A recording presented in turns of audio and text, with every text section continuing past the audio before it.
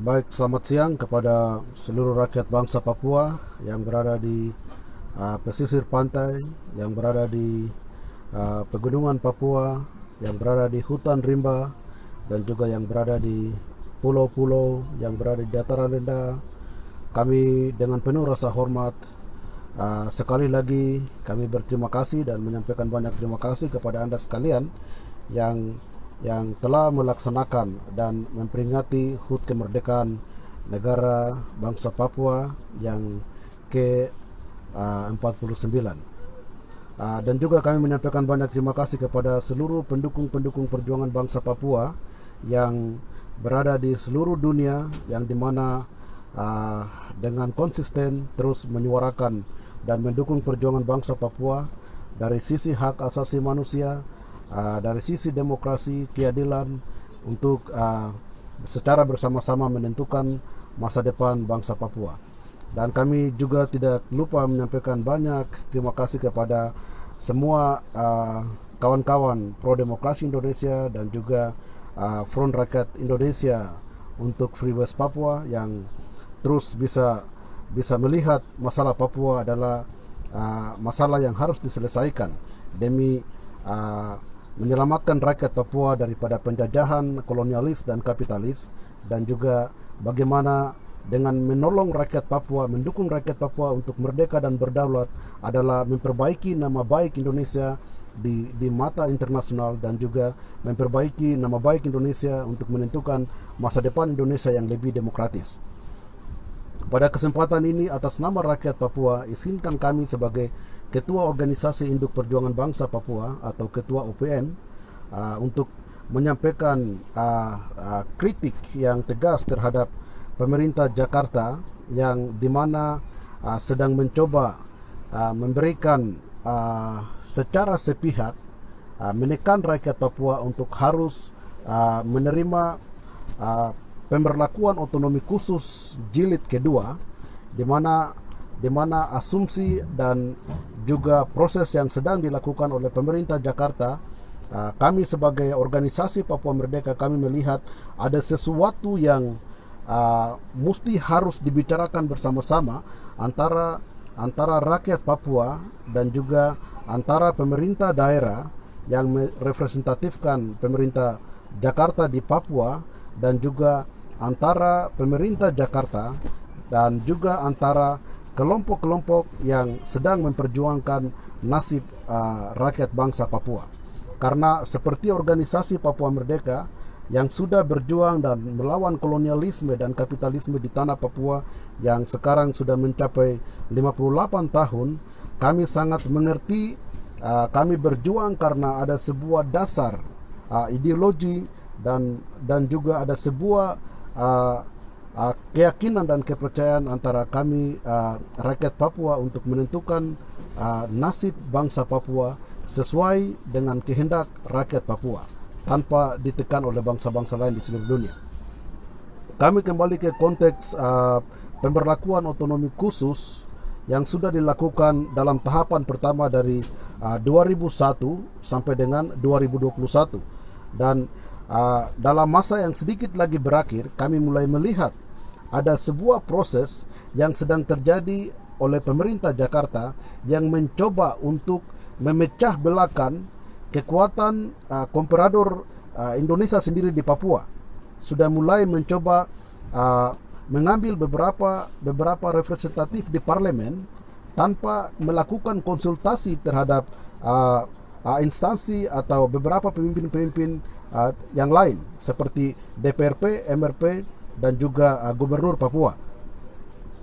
Yang lebih parah lagi, kami tidak melihat sebuah inisiatif yang baik dari pemerintah Jakarta untuk bisa membuka ruang demokrasi bagi rakyat Papua secara komprehensif, untuk bagaimana rakyat Papua bisa menentukan pilihannya yang tepat dan baik bagi masa depan rakyat Papua. Ini masalah yang sedang terjadi yang kami lihat.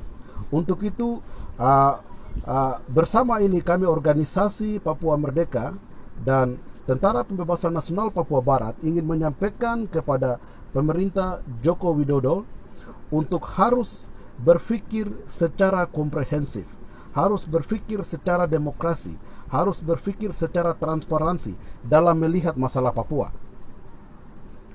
Pemerintah Jakarta tidak bisa melakukan atau membentuk pansus, yaitu hanya mengambil 1-2 orang dari DPD RI dan juga Mendagri untuk membentuk sebuah kebijakan untuk masa depan bangsa Papua, tanpa melibatkan semua elemen rakyat bangsa Papua, termasuk kami organisasi Papua Merdeka dan juga faksi-faksi organisasi yang memperjuangkan hak rakyat Papua dari dulu sampai saat ini. Kami melihat ada kebijakan Jakarta yang mencoba untuk memecah belahkan kekuatan pemerintah sendiri di Papua, dan juga mencoba untuk membuat sesuatu, memberikan tekanan tanpa memberikan opsi dan membuka ruang demokrasi bagi rakyat Papua. Untuk itu sekali lagi kami tegaskan kepada Philip Wamafma sebagai ketua pansus, dan juga Freddy Numberi yang ada di sana sebagai salah satu senior orang Papua yang dipakai oleh Jakarta, dan juga Yoris Raweai, Anda bertiga harus berpikir baik-baik. Ada juga orang Papua selain Anda yang ada dalam tim yang sedang Anda bentuk pansus untuk menentukan nasib bangsa Papua. Anda tidak merepresentatifkan kami semua. Anda tidak merepresentatifkan semua alam Papua. Anda tidak merepresentatifkan semua apa yang ada di Papua. Bagaimana Anda bisa sendiri pergi duduk di Jakarta untuk menentukan nasib kami? Anda sedang mengulangi sebuah proses yang salah pernah terjadi pada PPRA 69. Kami meminta dengan tegas, organisasi Papua Merdeka dan Tentara Pembebasan Nasional Papua Barat, kami meminta dengan tegas untuk Philip Wamafma, Yoris Raweai, dan Freddy Numberi untuk stop melakukan manuver-manuver ke Jakarta untuk melanjutkan spesial otonomi tanpa melakukan koordinasi yang komprehensif terhadap seluruh rakyat bangsa Papua. Anda tidak punya hak berbicara atas nama kami. Anda tidak punya hak untuk berbicara atas nama seluruh rakyat bangsa Papua. Yang harus Anda nyatakan kepada Jakarta adalah, nyatakan kepada Presiden Republik Indonesia Joko Widodo dan Kabinet Pemerintah Indonesia bahwa membuka ruang demokrasi kepada rakyat Papua untuk menentukan pilihannya. Apakah rakyat Papua mau meminta melanjutkan spesial otonomi, atau rakyat Papua ada pilihan lain. Kalau rakyat Papua memiliki sebuah pilihan lain untuk menentukan nasibnya sendiri, Anda tidak bisa melakukan penetrasi, tekanan-tekanan yang dimana membungkam ruang demokrasi bagi rakyat Papua. Itu hal yang dimana harus dimengerti dan dicatat oleh pemerintah Jakarta, karena kami melihat bahwa dalam hal ini pemerintah Jakarta sedang mendesain sebuah konflik yang berkepanjangan di Papua. Hal yang kedua, Indonesia masih memiliki utang yang besar terhadap rakyat Papua. Sejarah integrasi Indonesia masuk ke West Papua itu sejarah yang belum selesai. Papua sudah dideklarasikan kemerdekaannya berdasarkan resolusi UMM 1514. Pemerintah Belanda telah memberikan sebuah embrio yang kuat terhadap negara bangsa Papua, dan bangsa Papua dengan penuh kesadaran telah melahirkan sebuah manifesto negaranya dengan deklarasi 1 Juli 71 yang telah dirayakan oleh seluruh rakyat bangsa Papua kemarin.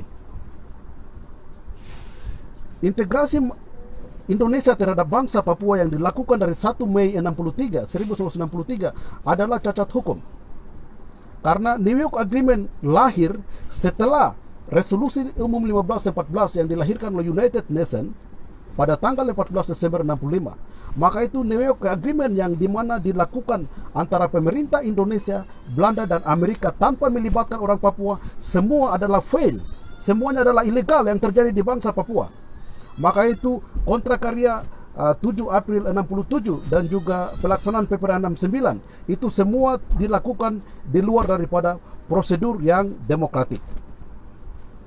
Maka itu untuk menentukan nasib bangsa Papua, yang kami lihat setelah Indonesia ada di Papua, pemberlakuan otonomi khusus dalam prosesnya, dalam input proses maupun juga dalam keputusan-keputusan itu tidak pernah melibatkan orang Papua. Di sini kesalahan Indonesia. Yang ketiga, Indonesia punya masalah di Perserikatan Bangsa-Bangsa. Anda sudah menyatakan, Anda sudah admit, Anda sudah realize di United Nations Human Rights Council bahwa Anda mengatakan bahwa Anda akan menerima fact finding mission atau tim pencari fakta. Kunjungan dari Human Rights ini belum tiba sampai di Papua dari PBB. Masalah-masalah ini harus ada pihak ketiga ke Papua melihat masalah ini secara komprehensif, dan setelah itu kami bisa menuju kepada sebuah proses keputusan yang dimana Anda mau lakukan. Jadi spesial otonomi saat ini dimana mau ditekan dan diberikan kepada rakyat Papua, semua harus stop dulu. Indonesia membuka diri, rakyat Papua tenang membuka diri, dan juga kami mengundang pihak internasional masuk melakukan sebuah tim untuk mencari fakta di Papua. Sebetulnya ada masalah apa di Papua sampai setiap hari TPN tetap bisa menembak TNI, sampai setiap hari bisa ada pembantaian, pembunuhan, pencurian. Ada masalah apa? Ini harus ada pihak ketiga yang datang dari internasional untuk melihat masalah di Papua. Kami yakin bahwa Jakarta sendiri tidak akan pernah mampu untuk menyelesaikan masalah Papua. Buktinya apa? Kasus Biak berdarah, Paniai berdarah, kasus Wamena berdarah, kasus Abe Pura berdarah, belum pernah selesaikan oleh pemerintah Indonesia. Indonesia tidak mampu untuk menyelesaikan semua kasus-kasus ini. Rakyat Indonesia, pemerintah Indonesia dan rakyat Papua membutuhkan pihak ketiga untuk menyelesaikan semua konflik politik yang terjadi di bangsa Papua. Pemerintah Indonesia sudah terkesan tidak mampu untuk menyelesaikan masalah-masalah yang terjadi di bangsa Papua. Untuk itu, Presiden Joko Widodo dan kabinet Anda harus mengerti bahwa Anda harus menyelesaikan masalah Papua di tingkat internasional atau melibatkan pihak internasional untuk menyelesaikan masalah Papua. Anda sendiri sudah tidak mampu untuk menyelesaikan masalah Papua. Pesan terakhir kepada rakyat Papua. Jakarta mereka tahu kelemahan seluruh rakyat Papua, khususnya anggota-anggota DPR, MRP, gubernur dan segala macam. Jakarta tahu bahwa Anda rakus uang. Untuk itu keputusan pertama yang dilakukan oleh Pansus dan Mendagri, mereka mau meluncurkan uang. Ketika uang jalan, mereka akan menutup semua kebijakan-kebijakan yang positif untuk Anda lakukan. Untuk itu kami minta dengan hormat, ketika Anda menerima uang dan Anda melanjutkan pemberlakuan otonomi khusus bagi rakyat Papua, Anda akan tetap menjaga kolonialisme di Papua, akan tetap memicu konflik antara kami orang Papua dan juga antara Anda dan Jakarta. Untuk itu mulai saat ini, stop menerima setiap kebijakan untuk melanjutkan otonomi khusus, entah itu kebijakan dan pemberlakuan uang, pemberlakuan undang-undang otonomi khusus, kebijakan yang lain-lain. Mulai kali ini semua stop dan kita duduk bicara bersama-sama. Rakyat Papua harus percaya diri bahwa kami memiliki sejarah. Kami adalah sebuah bangsa. Kami mempunyai harga diri. Kami mempunyai martabat yang harus dihargai oleh seluruh bangsa-bangsa di dunia, termasuk kolonial Indonesia. Uang, pembangunan dan segala macam tidak akan pernah mengubah nasib kita. Akan tetap menjajah kita systematically. Mereka akan membunuh kita secara diam-diam dan mereka akan menghabiskan seluruh rakyat Papua sesuai dengan apa yang disampaikan oleh Ali Murtopo, bahwa dia tidak memerlukan manusia Papua di bumi Papua, tapi yang dia perlukan adalah hasil bumi. Ini akan terjadi. Ini merupakan impian Indonesia. Ini merupakan strategi Indonesia. Ini merupakan konstitusi Indonesia bagaimana untuk membunuh semua orang Papua. Mulai saat ini rakyat Papua harus kuat. Semua organisasi politik, organisasi perjuangan bangsa Papua harus semua kuat. Kami meminta kepada Jakarta untuk Jakarta melibatkan pihak internasional, duduk bersama rakyat Papua dan menyelesaikan semua kasus politik yang terjadi di tanah Papua. Atas perhatiannya, kami sampaikan banyak terima kasih.